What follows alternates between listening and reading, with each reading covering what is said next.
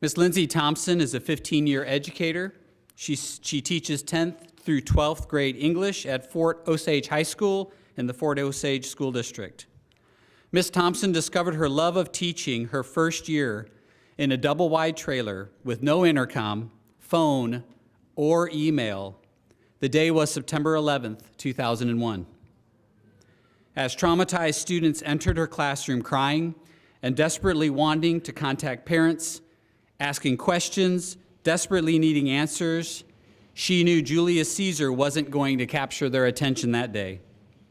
They needed someone to give them the opportunity to discover their own voice and use language to discuss the complex issues about what it means to be human.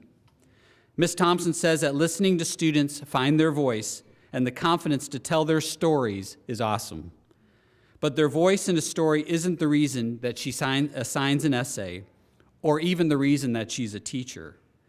It's the moments of watching a student's peers react to the stories of heartache, triumph, redemption, love, and courage that they all become united as learners. There is a specific instance when a student realizes that their peer, who may be a stranger, actually speaks their language. A moment when students learn empathy from a classmate in which they didn't think they had anything in common.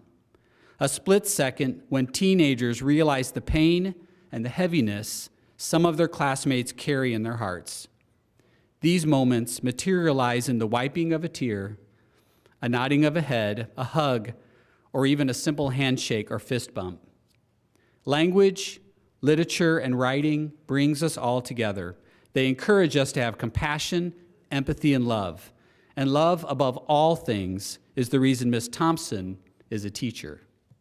While I have a lot of jobs every single day in teaching these 150 students, my most important job is helping students understand their place in the world, what it means to be human, using literature, reading, and writing to help them understand that.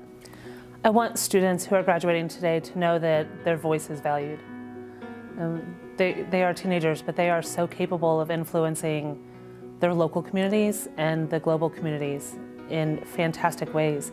So for them to be able to see how their work in school isn't just constricted to the four walls of my classroom or even to the walls of our building, but it's going to have a direct impact on their neighbors. So I'm not sure that we can identify success the same for every single student, and I wouldn't want to. But there are some common things that when I see it happening, I think, oh, there it is, that's fantastic. And it's those moments when the teaching is taken over by the students. When I get to stand back and facilitate learning rather than direct telling them, here's what should happen. I'm hoping that years later when I see students at Quick Trip or at the grocery store, they say, you made me realize that I loved reading, or that I could use writing to express my thoughts and my voice, and how to better form arguments so that people would listen. That says it all. That is a cherry on top of the sundae. That is exactly what I want to hear. Ms. Lindsay Thompson.